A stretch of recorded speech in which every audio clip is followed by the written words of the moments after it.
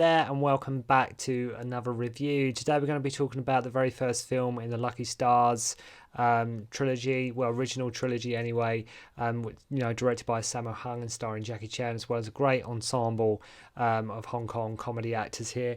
Thanks to Eureka, they actually released all of the Lucky Stars movies. So we've got Twinkle Twinkle, Lucky Stars, My Lucky Stars, and what we're looking at today, Winners and Sinners.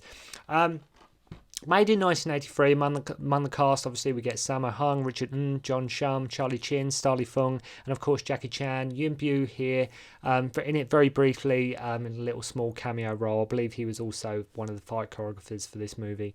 Obviously, when I bought this on VHS, like a lot of films, like I've mentioned before in some previous reviews, back in the day, when you bought Jackie Chan's, especially sort of the Lucky Stars movies, Jackie Chan was all over it. Jackie Chan movie, Jackie Chan, name plastered all over it. And at the time, buying it, every movie was a gamble. Like I've mentioned before, everything was just like it was a risk. You didn't know if it was a good Jackie Chan, a bad Jackie Chan. You had no idea, if he was going to be in it that much. But I had no idea of the context of the Lucky Stars. Obviously, it was a film franchise that I love so much nowadays. But at the time when I was young and just getting into Jackie Chan, when I was about 11 years old, I didn't understand, like, why is Jackie just only in it fleetingly? Why is he not in it more? But Winners and Sinners to me is my favourite of all the three. I love all the movies very much, but Winners and Sinners especially for me, I just think is just... There's something about Winners and Sinners. There's just something about it which I think just works. I think the whole film is just really funny, great fun, just Hong Kong film. I just didn't understand at the time while, Jackie Chan was not in it all the way. But it still didn't stop me enjoying the movie. And in my opinion, it is the best of the Lucky Stars trilogy. I remember on the cover it has Jackie Chan sort of in his roller skate, sort of outfit, and just there I was like, oh my god, I've got to buy that movie. I've just, it looks so cool, Jackie Chan on roller skates. Like, why would I not want to watch that? Jackie Chan at this point, 1983, he was busy shooting Project A, whereas Sammo and Jackie films up to this point were, more kung fu movies with the odd comedy sequence here and there. This time what they did was they put the comedy front and centre, with the kung fu sort of taking a back seat. The kung fu still in the movie, but it wasn't, the comedy was very much at the front. This was something that had been sort of this kind of movie. If you look at something, I'm not too sure if any of you are familiar with sort of Aces Go Places, very popular sort of the home territories in Hong Kong. The only trouble is with from a Hong Kong marketing perspective, these kind of films, comedy films, were not always guaranteed hits. I mean, they would have been, done okay, done great locally for like business, but especially like on international markets and Western audiences, it was unsure. Sort of comedy, like I mentioned, Stephen Chelsea and Chi, we don't get sometimes necessarily all their comedy films, and there's some great Hong Kong comedy movies out there, but sometimes it's certain jokes may not translate well, or certain things may be missed, and the whole idea, like say from Golden Harvest perspective, was it had to be marketable, it had to be profitable. But if they got Jackie Chan in it, they already knew they're pretty much safe, because Jackie Chan was really the big thing at that point, and really was for many years to come. So they weren't always a guaranteed hit, so some of the humour may get lost in translation and puns and things like that. There was no worry of that in Winners and Sinners, because the film just does work. It really does work completely. I remember them showing clips of this on a film on sort of a documentary I had on Bruce Lee. And I think it was just called The Legend of Bruce Lee, and they were just like, sort of who's going to take his mantle, and they showed a clip from Winners and Sinners when he's having the fight in sort of the fast food joint with Sammo. And like I say, that, and then when I saw it in the shop one day, and like I say, I saw Jackie Chan on the front and with his roller skates and things like that, I was like, well, I've got to buy Winners and Sinners. I've got to see what it's about. I was just sold.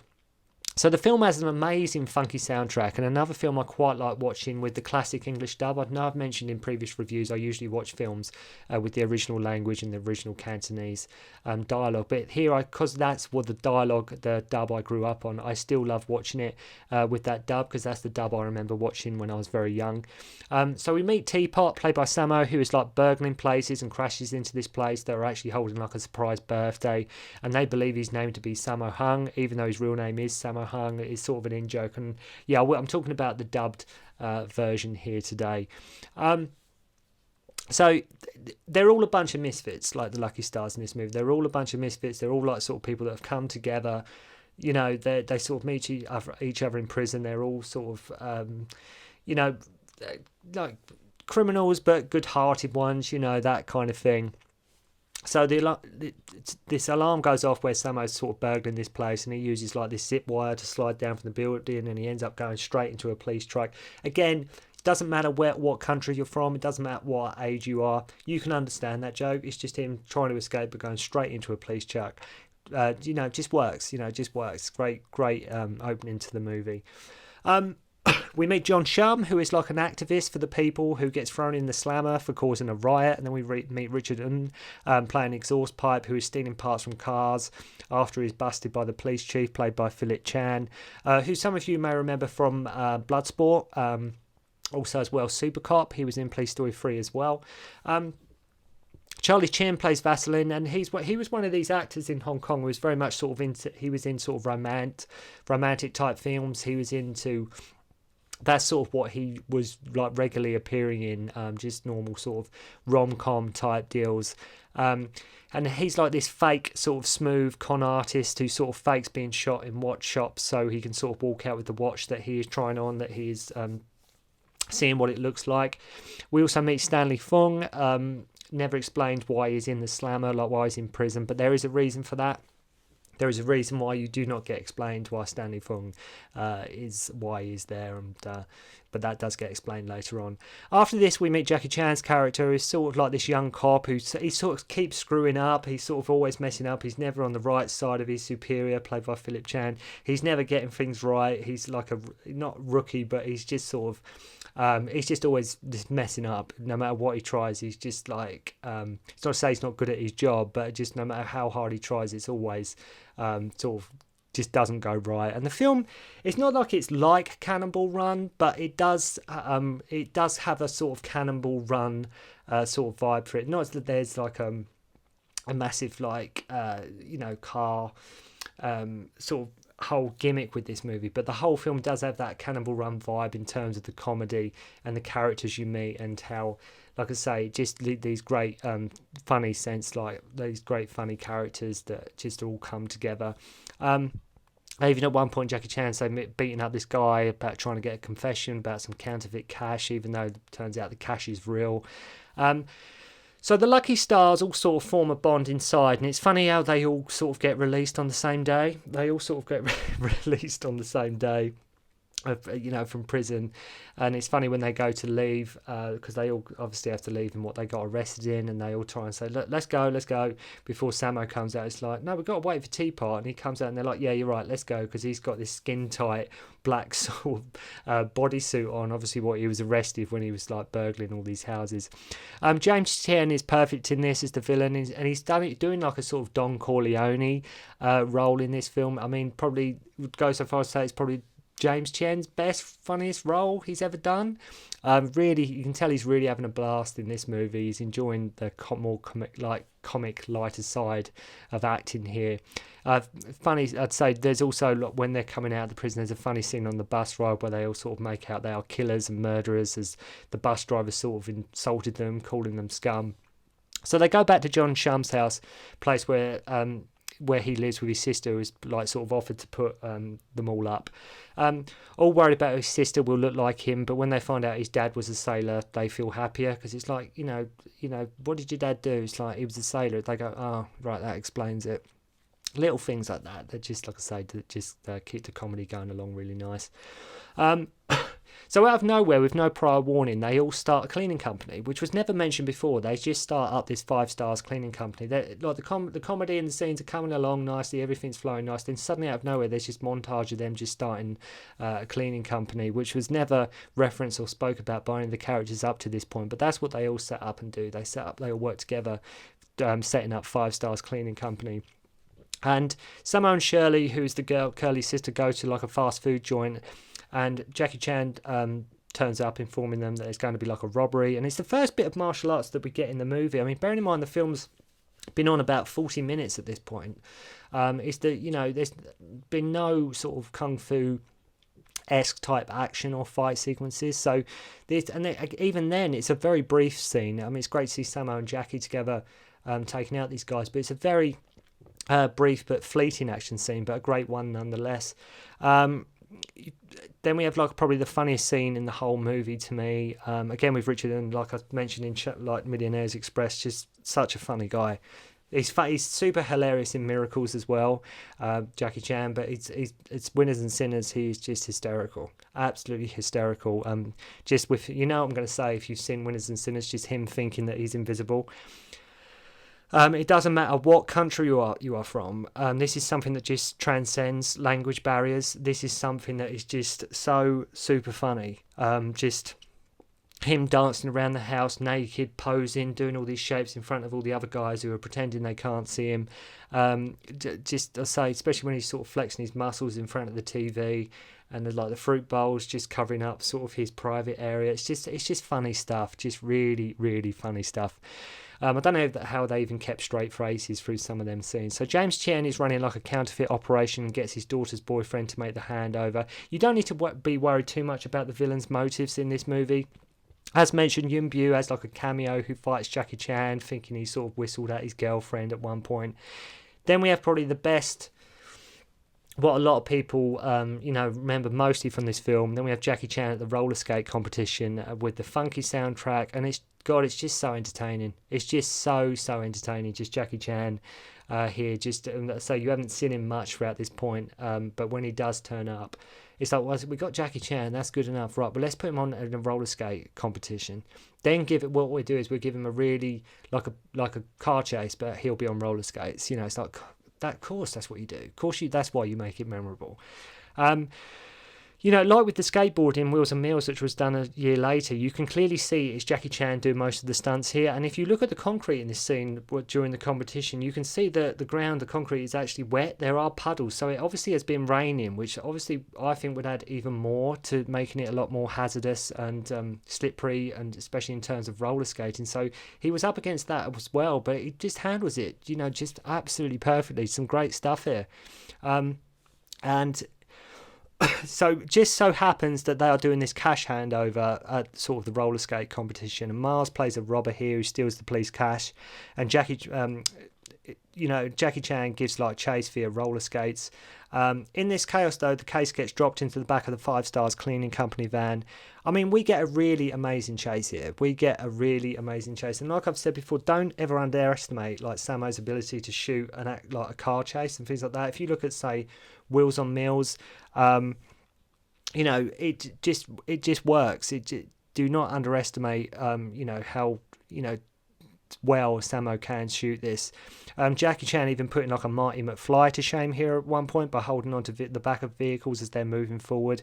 Even at one point going underneath a moving truck to the other side. I mean, and just insane, absolutely incredible stuff. Then to top it all off, you have probably one of the biggest car pile-ups ever seen.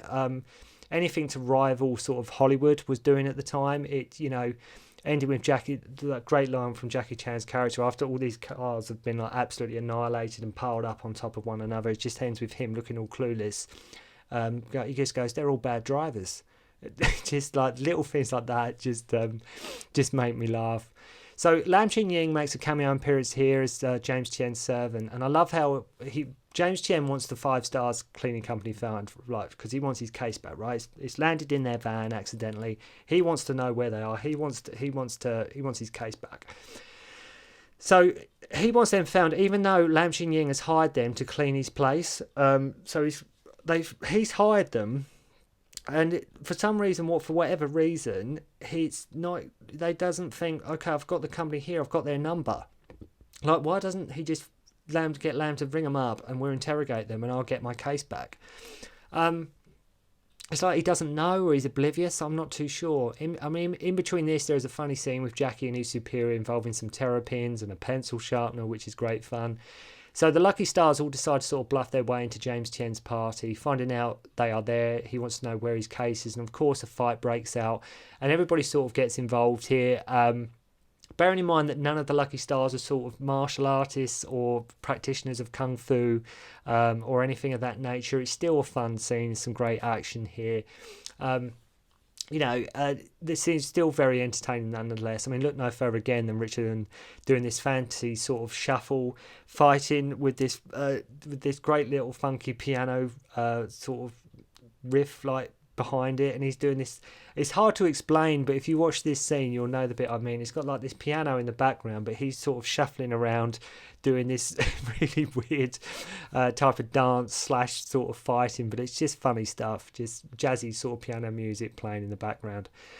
So Shirley gets taken by a rival of James Tien and demands the case. The showdown, of course, of this film takes place in a warehouse, as a lot of Hong Kong movies are known to do. It's usually a warehouse or a construction site, anywhere like that, anywhere where there's lots of space, lots of props. That's where usually the finale of any Hong Kong action movie, especially back in the day, is going to be.